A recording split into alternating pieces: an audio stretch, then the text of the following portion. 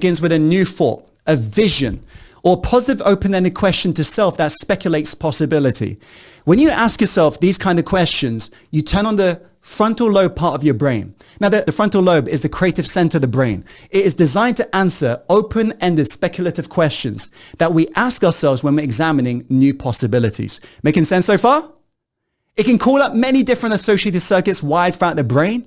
These pieces of neurological hardware have been wired in your brain based on the vast amount of knowledge you have learned all throughout your life, as well as the memories of events that you have previously experienced throughout your life.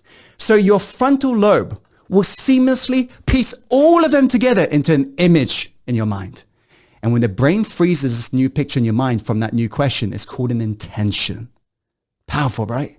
When you focus on that clear intention, your brain will start to animate that vision and bring it to life. And you will start to feel the emotions of the future ahead of the actual real life event. Because you're different, here's another insight for you. The point of positive self-talk isn't deception, it's direction. The point of asking yourself this question isn't deception, it's direction. You're training the brain. Yes, you're training the brain. You're hearing all of these negative oriented questions, but you're not listening to it because now you're directing it. You're asking a better question. You're directing the brain. Is that pretty powerful, by the way?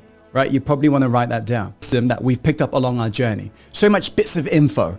So people who frequently tap into their subconscious for positive answers know there is no such thing as impossible. Right? So if you look at wise individuals, they ask better questions to come up with better solutions. Take, for example, which decision is most aligned with my core values? You have a decision honors my potential. How about that? Which decision leads me to becoming who I know myself to be? Right? Makes so much sense. You get into the habit of always asking yourself, which decision most honors my potential? Your life would drastically change. Yes? This question, you will change your life. Today, you have uncovered this secret.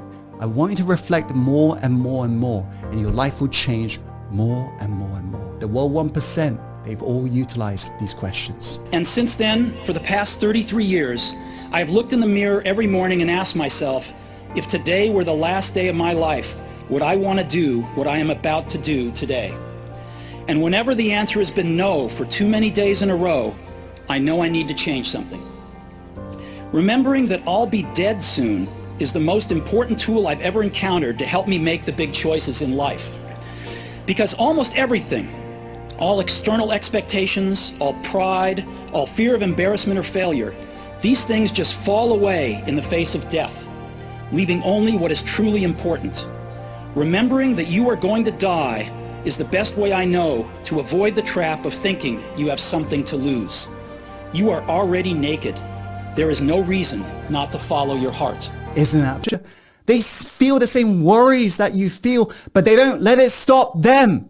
In fact, world-class achievers understand that the feeling of fear is a sign in a space for optimal growth and is more the reason to keep going. In fact, they believe that fear, all of this anxiety and stress is a green light. It's time for me to go.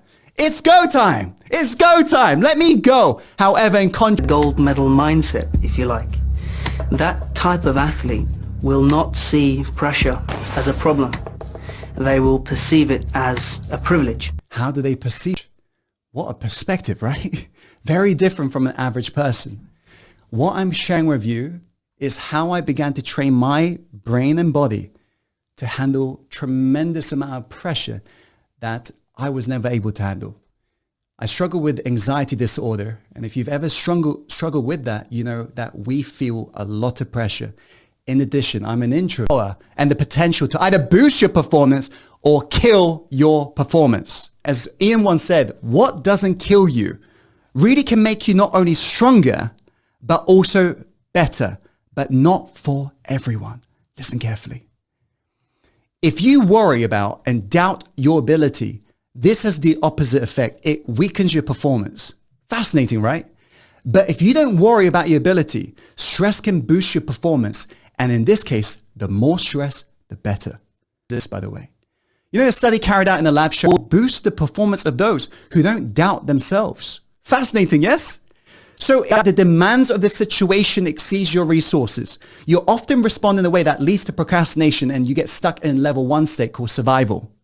However, if you believe you've got what it takes to break free, break through, you'll respond in a way that leads to massive action. Level 2 state evolving is what you feel. Therefore, to tackle this and heal self-efficacy belief, write this down. This is something I had to begin to heal. Would you like me to share with you? Self-efficacy belief, write this down, is a belief that one possesses the skills and abilities to accomplish a goal. Meaning that if you've got high level self-efficacy, you believe that you can carry out what is necessary to achieve the goal.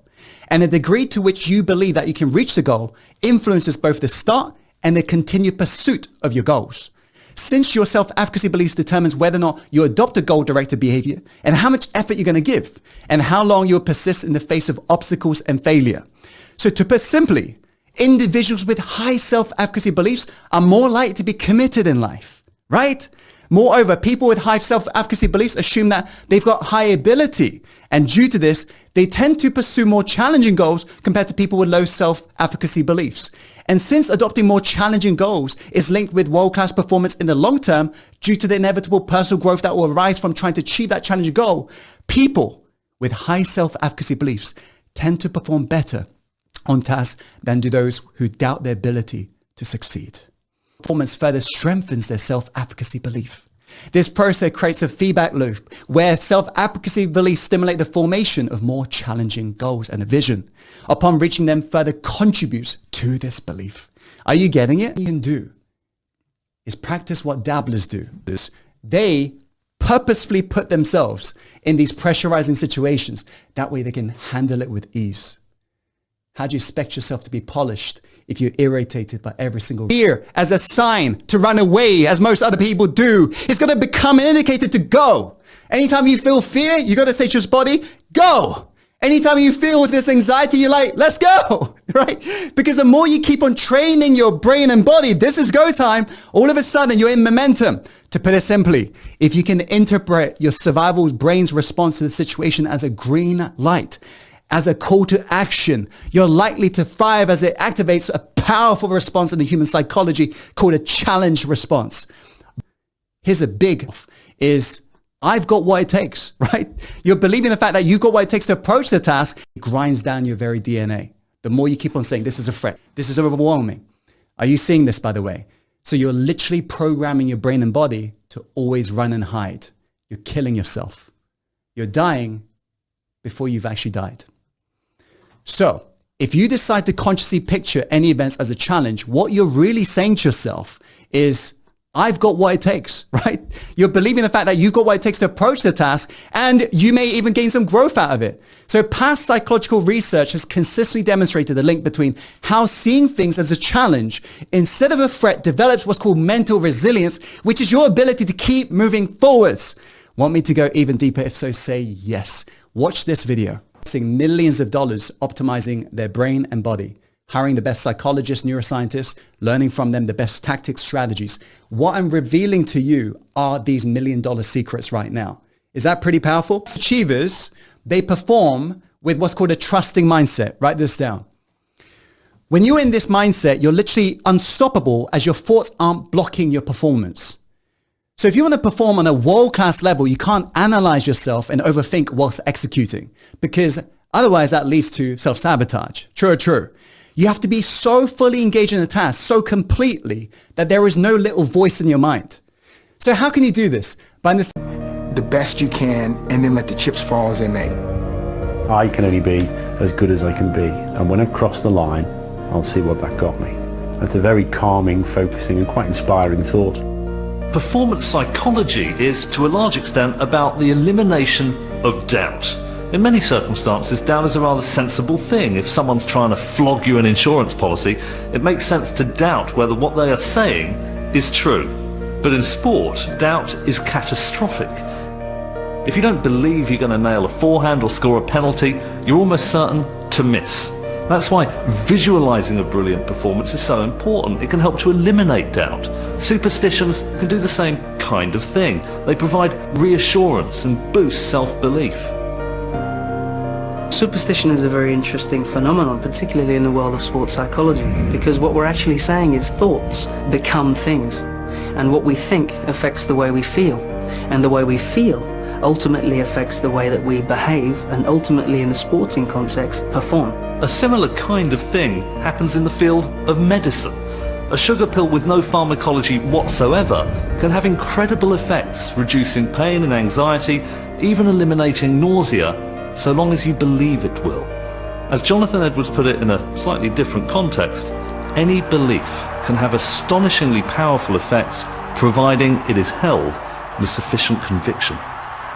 Great read. But remember this, it is so important you understand how important a belief is, the BS, because no belief is living in your mind rent-free.